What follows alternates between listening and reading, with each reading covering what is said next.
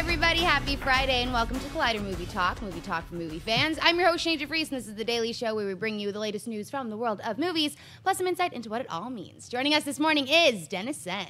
Welcome back to another brand new episode of Collider Movie Talk. It's Friday. We're here at a kind of normal hour, 9 a.m., talking about, not movies, we're talking about food, talking about Korean barbecue, talking about steakhouse, talking about why Rocha doesn't like Korean barbecue. That's the question we're going to answer on today's show. Don't go on a date to a Korean barbecue place. You'll burn your arm off. That's all I'm telling you.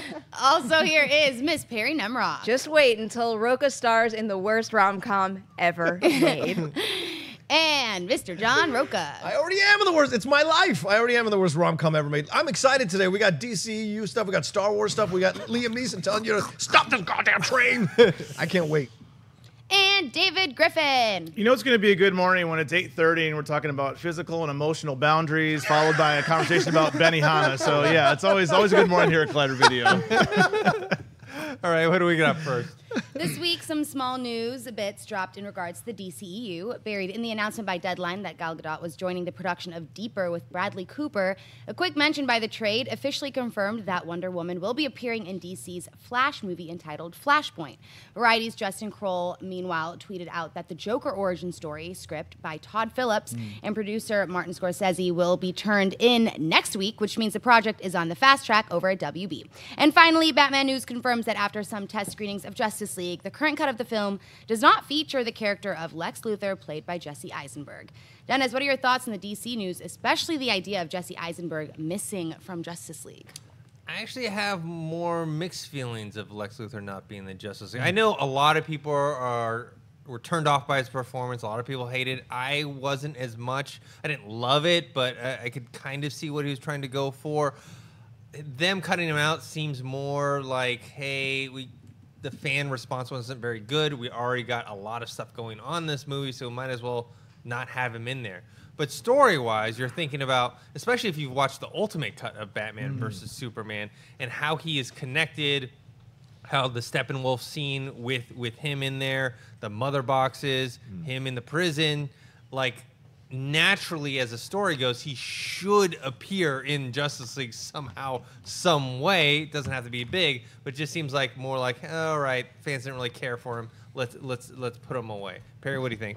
Yeah, I'm kind of with you on this. I didn't love his performance in the movie, and it did stick out like a sore thumb. But at the same time, I do give him a little bit of credit for trying something different, because if we don't try different things, whether they wind up working or not, you know, what's the point in continuing to make these movies? But yeah, I mean, really, if I'm assessing that movie, it didn't really work. But given what happens at the end, I thought they were going to use him to kind of bridge the gap between the two. So I'm a little bit surprised to hear that he's completely not in the movie. And, you know, these are kind of just, they're unconfirmed rumors. Yes, people apparently saw some sort of early cut, but I saw on Twitter some people referred to it as an assembly, so there could still be a whole lot of work to be done. Maybe they tested it with this audience without him in it at all. Maybe they'll try it again with him in it down the line. We are getting very close to that release, though, so they have to start making some serious decisions, and I hope they're a little closer than the word assembly would make me think they are. But yeah, even though I didn't really love his performance in Batman vs. Superman, it feels a little weird not to have him in this one. David, what do you feel about Lex Luthor possibly not being in Justice League?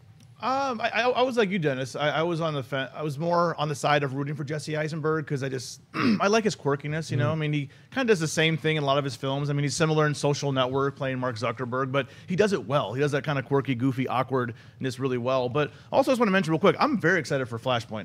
I'm glad that they're going to do the Flashpoint story, because you know, in Flash earlier this past season, they did about an episode or two in Flashpoint where Barry Allen's mom is still alive, but they only did like 2 episodes out of like 23 episode season. They just kind of left it there. Like, I wanted to see more Flashpoint, maybe because they were getting word from the studio that, like, hey, we're going to do this story in the movie, so don't do too much of that. But I'm definitely excited about seeing Flashpoint. But I hope Jesse Eisenberg shows up. I really do. What's your take on Lex Luthor, Jesse Eisenberg? Yeah, I was not the biggest fan of what he did. I've said it numerous times that I hated that movie, and the director's cut didn't do anything better for me other than give me more Superman, which I really wanted. So I was happy with that.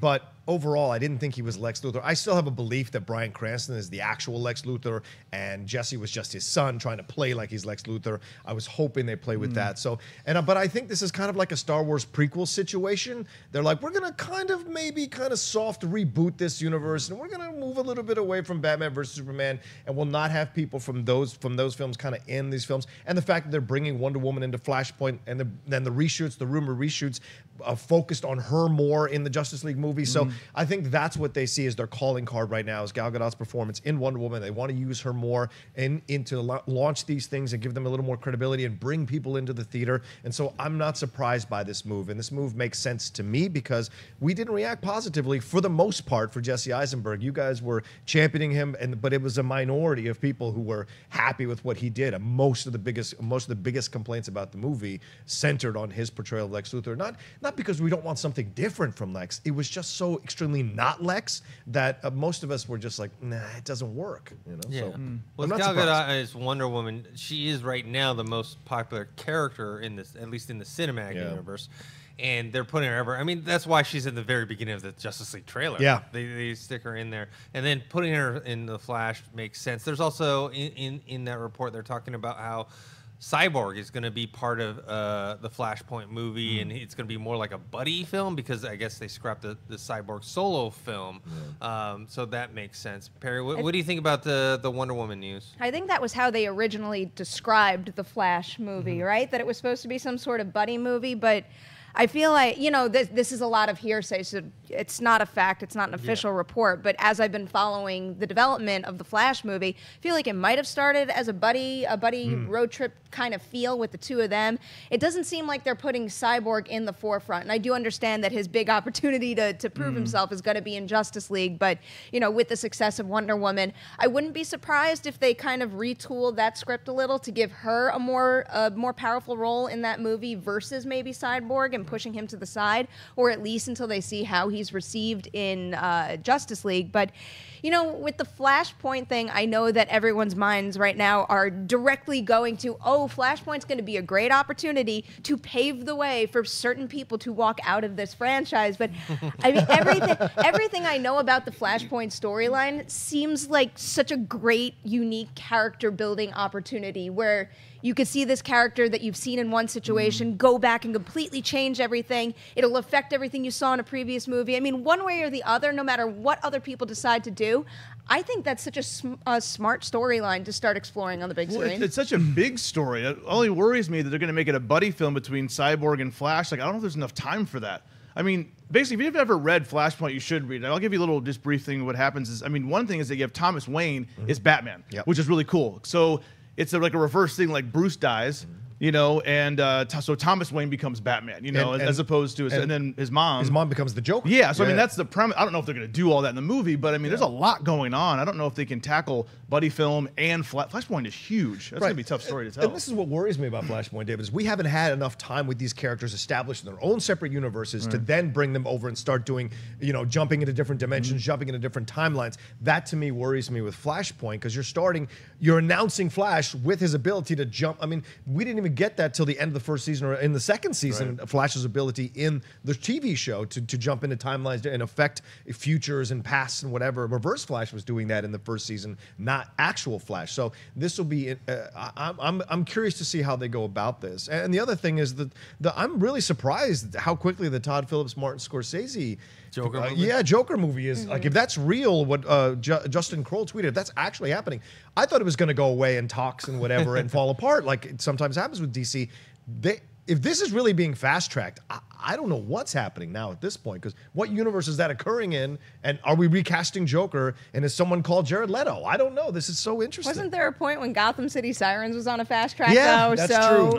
Who really knows? Well, David Ayer keeps tweeting stuff out like it's still happening. Like he just tweeted that Joker and Harley Quinn picture, so I don't know. It's weird. Yeah, and you have that going on while you're talking about doing an origin story, which they're talking about casting someone else in that role. Right. So it's DiCaprio. Gonna be, yeah. Well, they want him. I don't know if he's going to be doing that. If Scorsese isn't directly directing himself, I don't think he's going to also hop isn't on. even 100% confirmed to be involved. Who? Scorsese. Oh. Right. So I don't know about that. I mean, you had Todd Phillips directing, who we haven't seen this type of movie from him yet. But if it's true they turned in the script already, that means that they could start shooting next year, which means 2019 release, which is a very fast turnaround. Yeah. David, you excited to see a Joker origin story?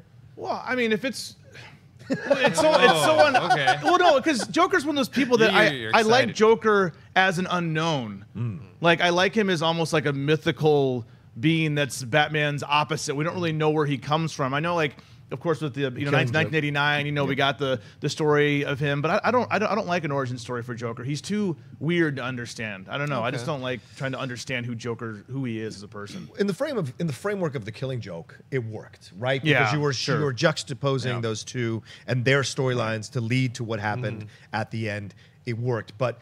Yeah, I like the way Heath Ledger did it. Like 3 different origin stories comes out of nowhere. The movie that you don't know what's the truth and what isn't. And that's what Joker should be, an unknown. Like Michael Myers, it should be an unknown. There should not be, oh, my mama didn't hug me enough. That's why I became a serial killer. There has to be like there's sometimes some evil is unknowable. Yeah. You want to know how I got these scars? All right, let's hop on to the next subject. Ron Howard recently took to Twitter to tweet out a little tease from his upcoming young Han Solo movie. In the image, accompanied only by the question, spicy, seems to show an entrance to a cave, with some fans speculating that it could be a hint that we'll see the Kessel Run, the route smugglers use to move spice from the mines on Kessel, and which Han references in A New Hope. Rocha, what do you think of the new image that Ron Howard tweeted, and could this be a hint that we will see the Kessel Run? Look, I've said this numerous times. Stop tweeting, just direct the movie. It's driving me nuts. I get why you're doing it, obviously.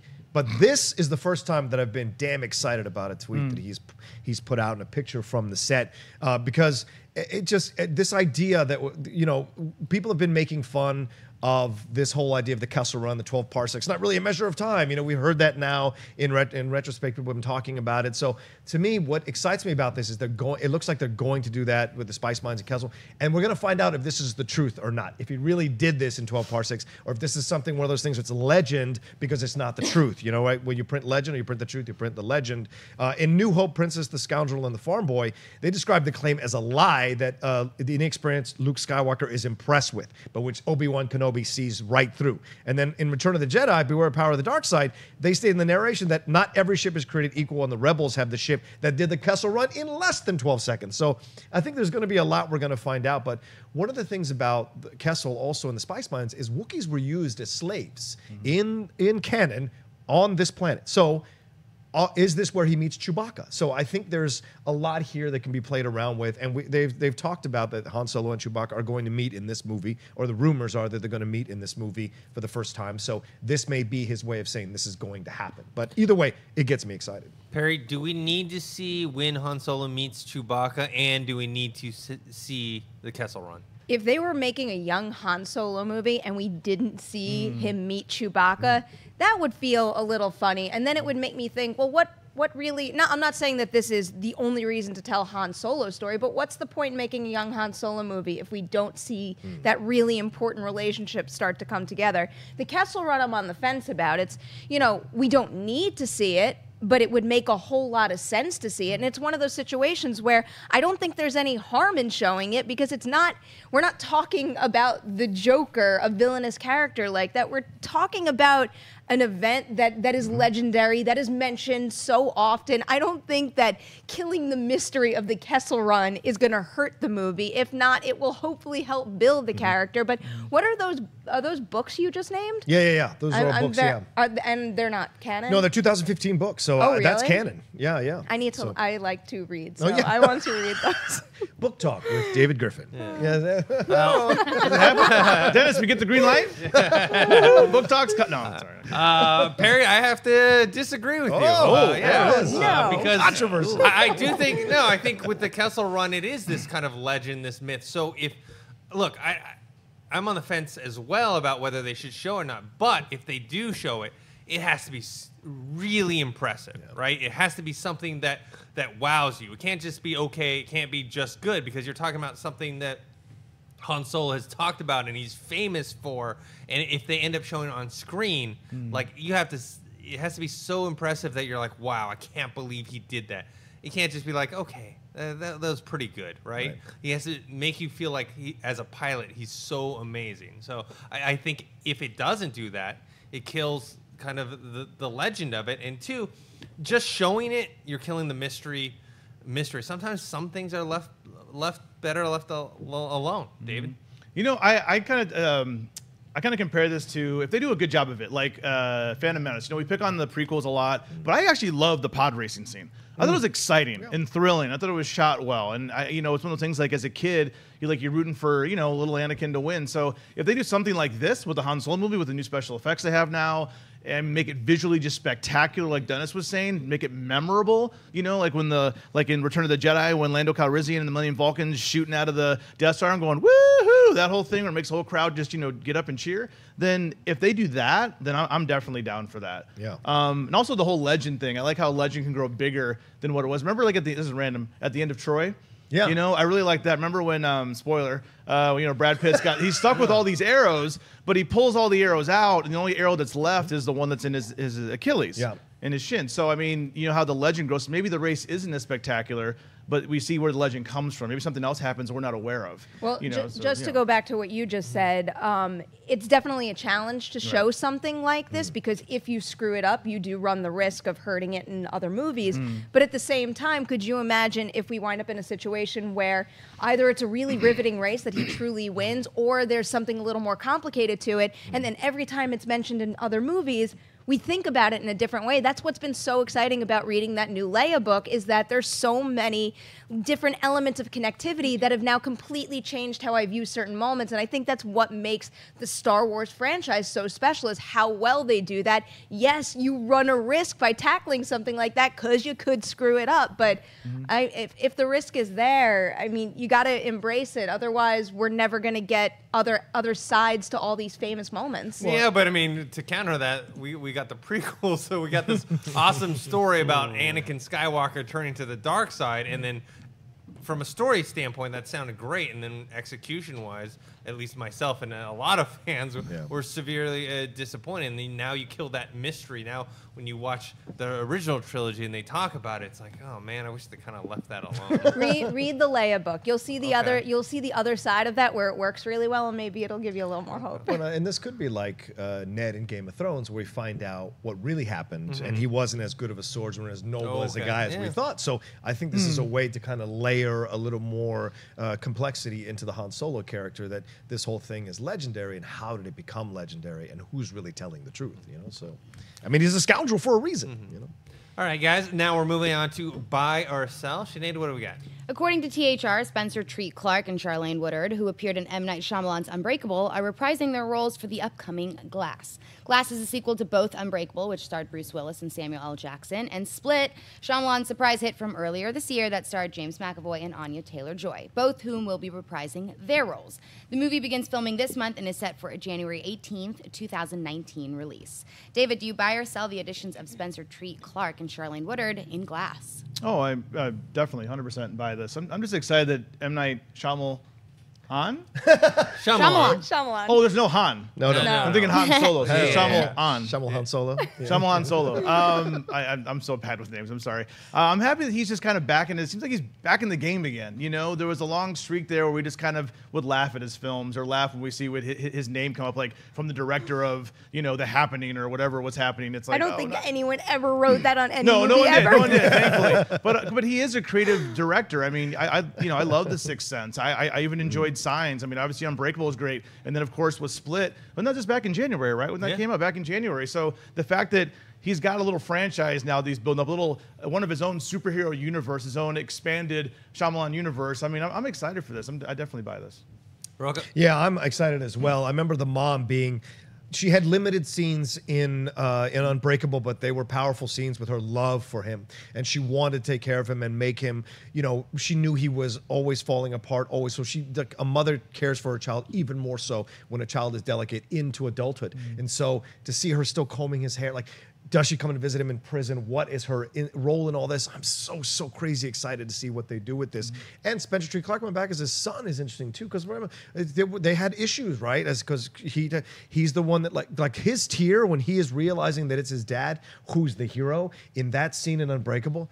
Oh, man, that's amazing. So to bring all these family relationships into this film gives the film more weight, and so I'm excited to see this. And please God, let him get this right, because Split was fantastic. Unbreakable is great. If he can knock this one out of the park, then I think he can retire and go home and never do another movie, and we're fine. And we're fine. Let's leave it with that memory, and we're good to go. But like, I'm excited. Yeah, I buy it. Yeah, I'm gonna buy it as well. I mean, it's cool that they're gonna bring back the same actor as the son, because that means they're gonna do like it's a real time passage where it's like, okay, now it's 17 years later. What has happened since that time? How's his relationship with his son? How's Glass doing? I also really like Split, and I'm probably one of the harshest M. Night Shyamalan critics out there, and I was very impressed with Split, and I really enjoyed it. I actually didn't even need that twist. They could have just ended that film like before that last sequence, and I would have been perfectly fine and very satisfied. Perri? I would have been perfectly fine and satisfied too, because I think Split was a great movie in and of itself, but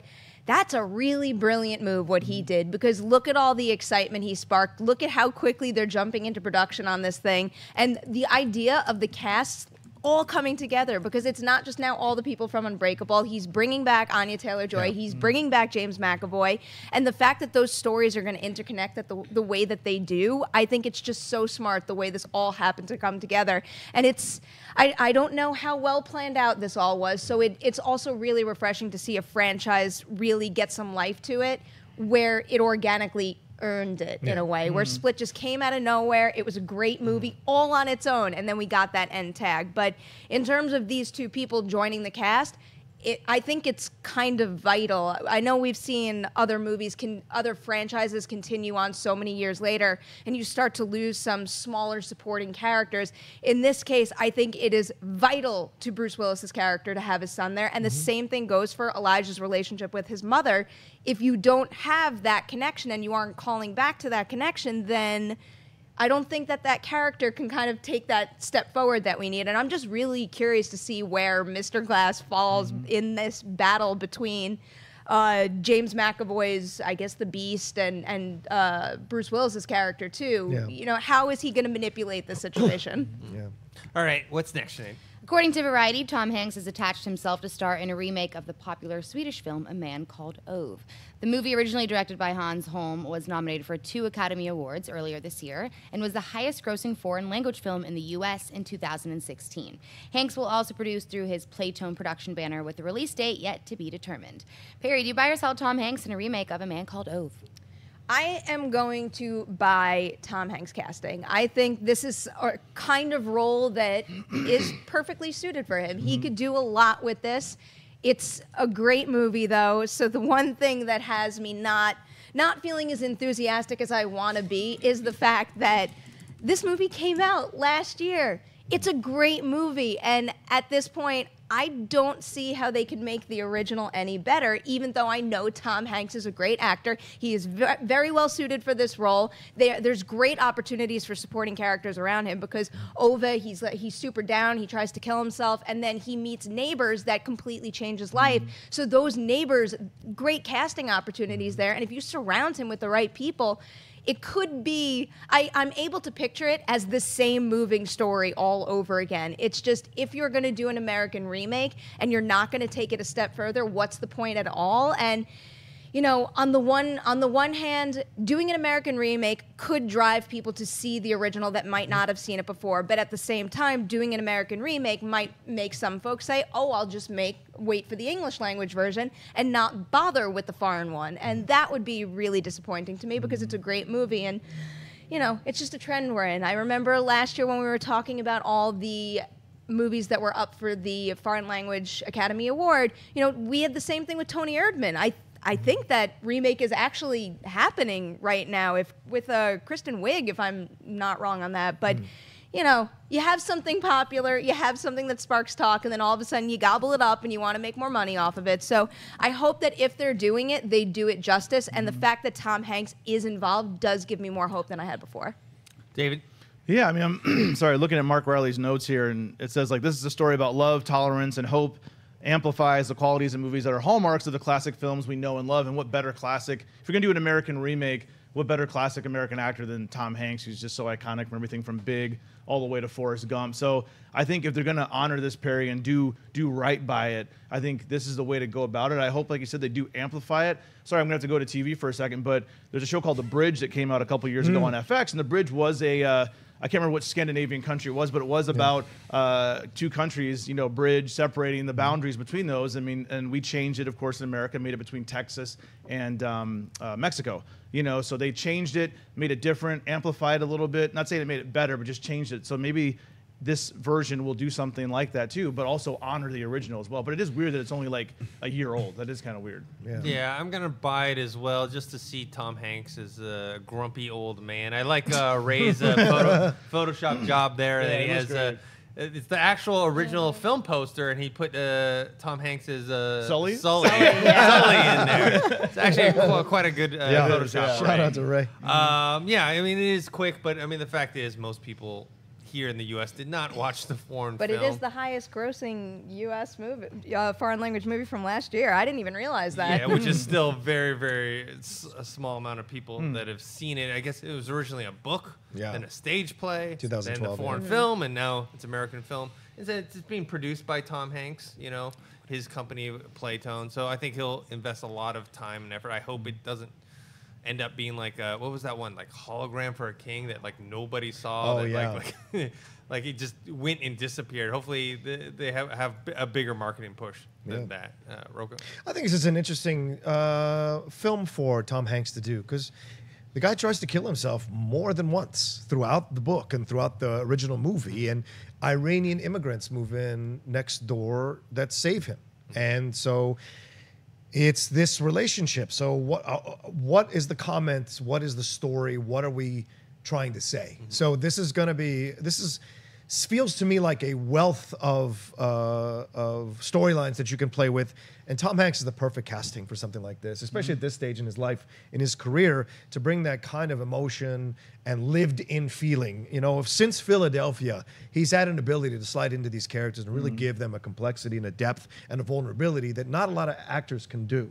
And like Jack Lemmon, like Jimmy Stewart, he has this ability to do this. And I think this could be a great showcase for him. And Tom needs one. Like, it's been a while since we've been able to enjoy Tom Hanks doing great work on screen. He's been producing, he's been doing all these other things, and so it's like I want to fall back in love with Tom Hanks. I more than just Letterman appearances, and more than just Tonight Show appearances. I want to fall back in love with his ability and his acting style. And so this seems like a perfect comment on not only mental health but life as a senior, and also situation with refugees and foreign. Like, there's so much to play with here. So I look forward to see how they convert it, because I wonder where they're going to set it, what state they're going to set it in, and what situations they're going to have him confront and go through as he's this neighborhood association president thing. So it'll be fun, and so I buy it completely.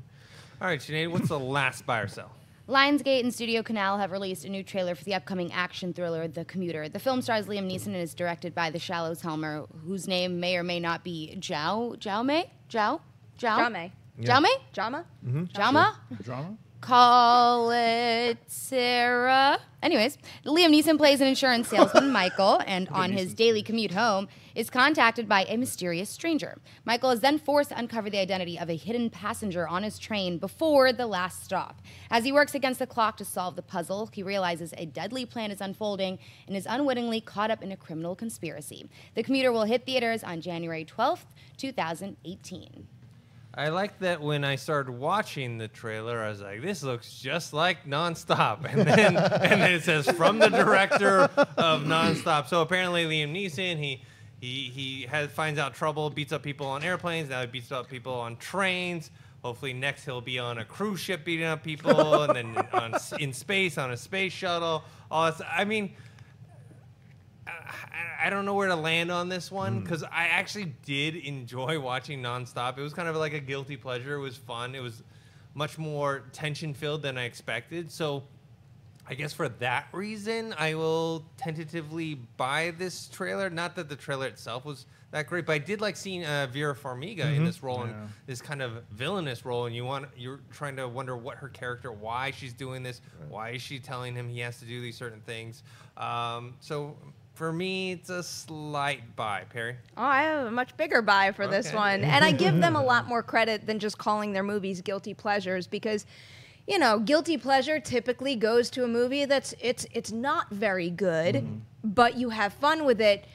Yes, they found a formula that works really well for their collaboration, and they do repeat to a degree. It's like you can watch one of these movies that you could watch Unknown, and then you could watch Nonstop, Run All Night, and probably this, and see a lot of things that feel a little similar but also kind of different. But the point is, they make quality movies. It's not like, oh, there's terrible dialogue. Oh, it looks cheap. No, these movies are all shot really well. There's good performances. There's, you know, some sort of cheesiness to some of the mysteries every once in a while. I mean, you could see how heightened this situation is, but I think the two of them are they keep reusing a formula, but something that they've earned the right to reuse, something that I continuously enjoy. So I look at this trailer and I'm all in. I actually think this trailer we're talking about now is a lot better than the one before. The only thing that had me roll my eyes a little bit in this one was when she asks the question, and it's like, I have one question. What kind of person are you? You know, I mean, that's a little on the nose. But if you go and watch the other trailer, it seems like that's reworked into the full scene in a different way where it doesn't make you want to roll your eyes at it. Yeah.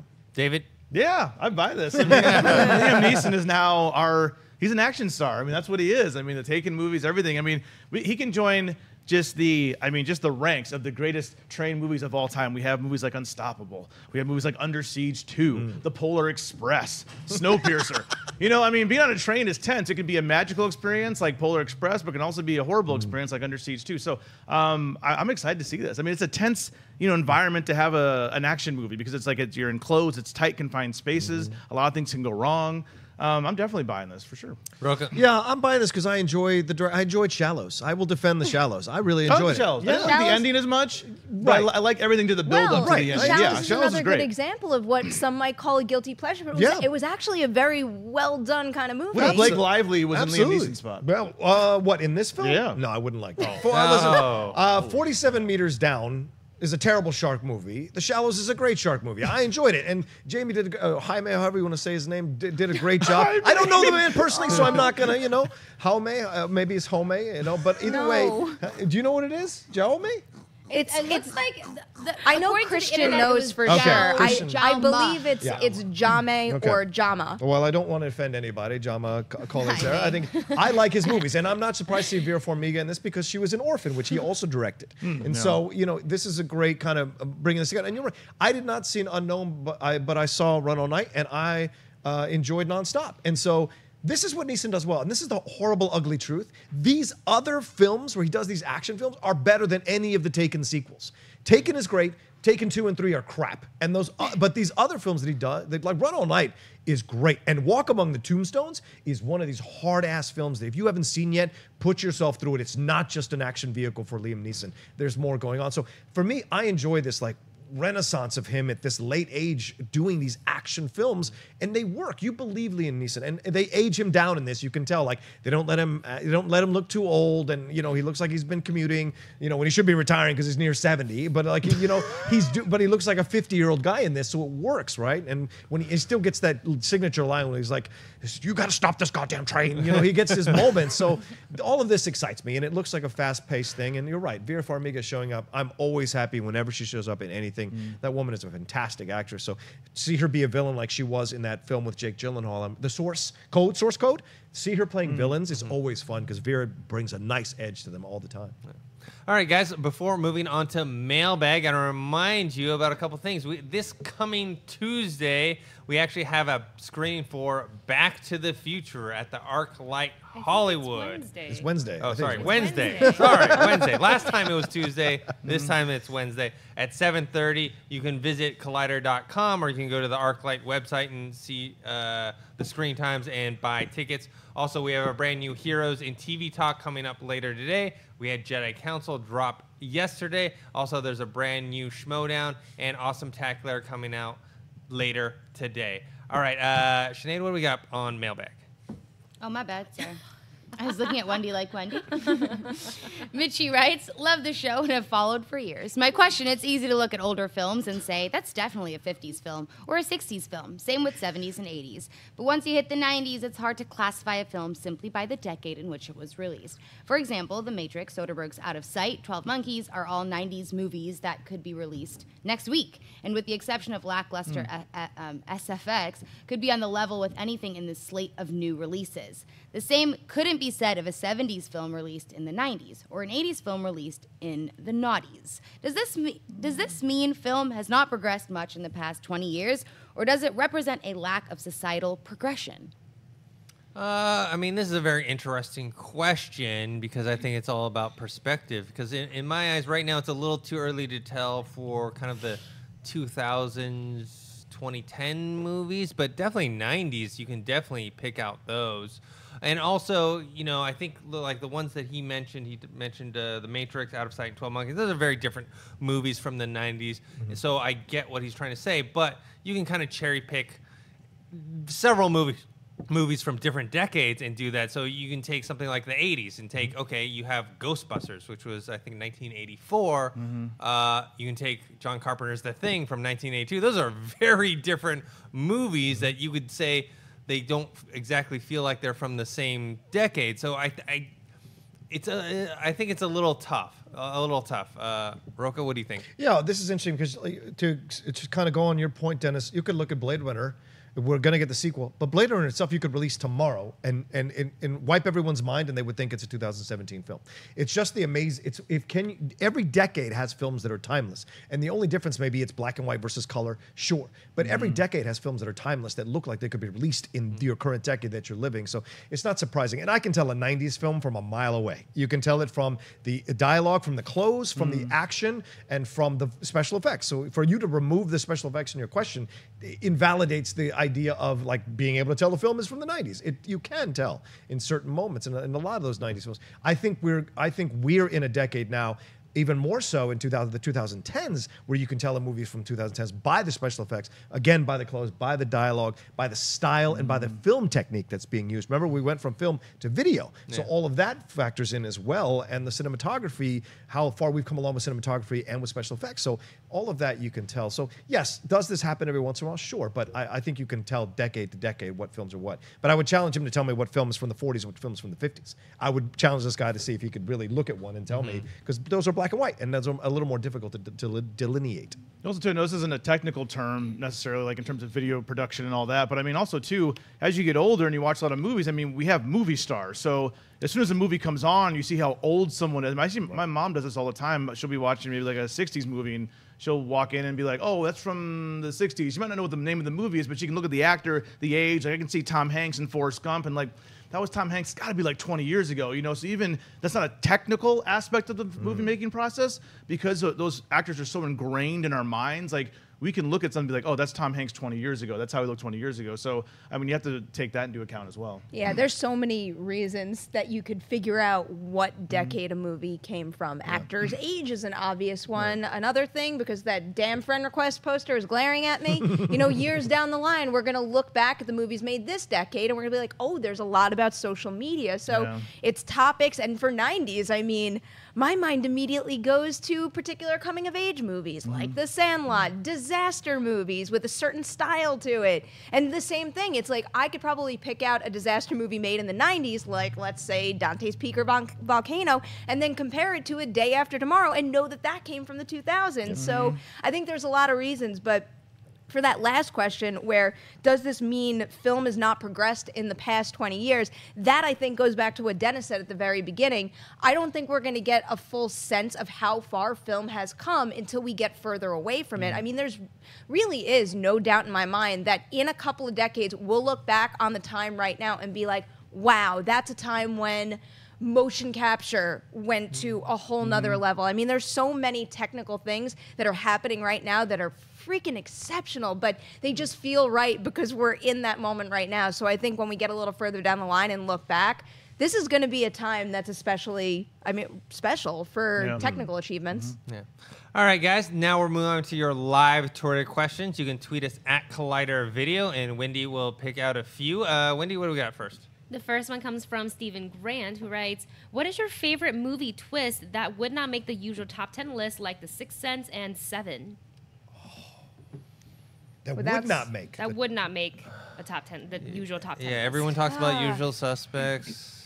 People talked about Sixth Sense. People talk. I'm trying to think of a. I mean, I have one that comes to mind. It's not my favorite. We could throw up the spoiler alert for Final Destination 5, the end of that movie. I'm a big fan of that franchise. I did not see that coming. ending. You know what's funny is actually that kind of goes back to what we were saying before about their clothing. It's like when you got that twist at the end, their clothing was very much in line with what they were wearing in the first Final Destination, but I never picked up on it the entire time. And when we got that twist in the end, I'm like, damn, that was really smart. Caught me off guard. Oh, I mean, that's not a twist, though, in the sense of, you know, a Sixth Sense, but still. I know, and one that's ambiguous for me that I always love, and you can take either way, is Pan's Labyrinth.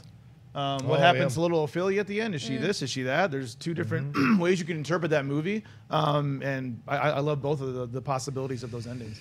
Yeah, I didn't like the twist in Hancock. I really was like, what? And then I think if you ever seen this German film, I think it's German film. What's the one with the two girls in the and they stop at the convenience store and the guy is like coming after them. God, I forget what the name of it is. But anyway, at the end you find out that one of the girls is actually the killer. You're like, wait, what? And so those kind of things I have a issue with. And I thought the village twist, I wish they hadn't done the twist, to be honest with you, in The Village, because I was really enjoying the movie up until that twist. When the twist happened, I was like, crap. Okay, it was cool, but it was almost like a twist for twist's sake, as opposed to an actual twist that worked. I was just looking up some. Primal Fear was one that. That was great. That kind of launched his career. Right, 'Cause that's you're great. like, who's this kid? He could act this one way and then and act a totally complete and totally believable in both. And that movie kind of came out of nowhere. Perri? But we're said saying Final twists that Destination. are not that's in right. the top 10, right? Huh? So we were saying So twists not not in in the like top the 10. Well, Yeah, something yeah, that yeah. most That's why I people, mentioned bad most, ones, Yeah, yeah. most people that Yeah. don't mention all the time. Yeah. All right, what's next? Okay, this next one comes from Chris, who writes, "With Alicia Vikander getting some backlash as Lara Croft, should video game movies just use the actors from the games?" No. See, this is the. Let me say something here. So I'm actually doing a replay. That's a great question. I'm doing a replay right now of Rise of the Tomb Raider, which came out 2 years ago now. It's an incredible game. Yep. The way they make these actors and actresses now, there's such a huge process. So like they use there's like a body model, a voiceover person, and like another person. So I know like for BioShock Infinite, the girl that you actually see is like a combination of 3 different women. I mean, not. And the one who does the voiceover for Lara Croft, I think she's on like Grey's Anatomy or something like that. She's very talented, but they don't always fit with how you would picture them like on a movie screen, on the big screen. So sometimes they have to use a different actress. But I hear you with that, but it's not about the actors. It's about the writing. It's the screenplay. I mean, if you have a good screenplay, you can have a so-so actor, and it can still be an enjoyable movie. So it's not the actor's fault. It's the screenplays that are struggling. Yeah, I don't understand the backlash. I love that show. I think she looks great. Yeah. And I think she's going to be great as Lara Croft, Tomb Raider. And people are like, she doesn't have curves. Shut up, grow up. This is something else. Like, to me, this is an actress playing this part. She's going to bring it to life. And we tried curves already. How'd that work out? Did you like that sequel? Again, this are the things that I like this idea that she's taking this, but she's an accomplished actress, Oscar-winning actress. I'm excited to see this. And you don't want to use it, because I used to host another show where we interviewed people who've done mocap and whatever. The people who do mocap you couldn't necessarily put them in the film. Like with Unleashed, I think is that one. And you couldn't necessarily slide them into the situation because they're not physically in that place to do that. So, and the voiceover stuff is a completely different person. You're not going to put Peter Cullen in a Transformers outfit. He's 95 years old. I know in your Those office kinds you of have things, so, you have like The Last of Us in your office. Yeah. Like that Right. game, Yeah. the young lady who plays Ellie is a fantastic actress, but she's blonde and older, not old, but she's just Right. older. Like she doesn't look anything like a little girl. She's a grown woman. So like you said, you can't. Oh, it doesn't always work like Or that. Uncharted, the other one, Yeah, too. Uncharted, right. you Those are couldn't- definitely the obvious reasons Right. why you can't do something like this. But, I kind of understand why there's some backlash. I'm not saying it's deserved that she should get that, but, we're constantly being let down with these video game adaptations over and over again. So I can just understand why people will be super skeptical and maybe not giving her all the credit that she deserves right now during a promotional campaign. They'll wait until they see the movie, and if she crushes it in the movie, Yeah. She gets the attention she deserves, but I can kind of understand why people are feeling that way. Yeah, I mean, I'd say wait until the movie. I thought the trailer's decent, and also she looks the part. She I does. mean, as the rebooted Tomb Raider, not Right. not the old Angelina Jolie one. And actually, if you watch the trailer, some of the scenes are very similar to the actual video game. So I don't know where that backlash is coming from. Maybe if the movie comes out and it stinks like Assassin's Creed, then we have something. You also know? always have backlash when you're adapting something people love. Really? Whether, No. No, never. No. No, everyone's really nice and never heard respectful that. about their comments. Changing things from source material doesn't get people How up in dare arms. you. Yeah. Well, can Sinead talk? I don't know if she can mention that. Like you were. Can you talk Yeah. about that yet? Yeah, I mean, I can. Yeah, I watched Alicia film in South Africa earlier this yeah, year. nice. And yeah, Hanging out. we Hanging were out. we were chilling. We talked about our salad. No big deal. We're basically best friends. She called her Lish. But yeah, I'm like, hey Lish, hey girl, it's me, S. Come here. No, but I watched her film. Alicia is like a tiny human being, right? She's very small. You want to pick her up and put her in your pocket, that kind of thing. This girl is so ripped. It's unbelievable. She's got one of the best bodies I have seen on a female in a very long time. And the amount of physical activity that she is doing in this movie will blow your mind. Like, she is doing her own stuff. I mean, she's a trained ballerina, right? She was a professional ballerina for years, so she already has that kind of strength and, like, she's very aware of her body. But when I talked to, like, the director and all that stuff, everybody said the same thing about her. It was like, she came in 100% from the beginning and she committed, and, like, the amount of physical activity is so crazy. Like, when you see it, you're gonna be like, holy crap. And yeah, it's based more on the video game than it is on the first movie, right? They're rebooting the video game. Well, not rebooting, they're adapting the video game more so than they're rebooting the film, right? So that people who love the video game are gonna love this movie even more. But in terms of getting backlash, like, wait till you see the movie, because what I saw was freaking dope. Like, obviously I'm not watching it on a screen, I was watching it on the set, but everything I saw was so cool and so imaginative, and their attention to detail in that movie is incredible. Like, we walked through some of the catacombs and things like that they had built in South Africa, and I'm telling you, like, every single thing, there's like little things hidden, and it's amazing. So just wait till you see it, because I think that she's perfect for this. Like, after seeing her, I can't imagine anybody else playing Lara Croft. Well, and don't forget the backlash Gal Gadot got for Wonder Woman. Oh, she's Yeah, not big exactly. enough. She's not strong enough. She's not and I contributed to that a little bit. And when she was initially cast, and she blew our minds. So that's certainly possible here too. Yeah. All right, let's do one more. Okay, this one comes from Alexander Robinson, who writes, any movie by a director that was so bad you're scared to watch their first movie. Chappie made me afraid to rewatch District 9. Man. We lost Perri. I'm trying so hard to contain myself. Let's start with Chappie. Yeah. So Speaking watching of the South movie- African gems, you know. District 9's so good though. So good. So what now? A movie so bad you're afraid to watch a first- director. Yeah, I mean, Yeah, had from I the not, director.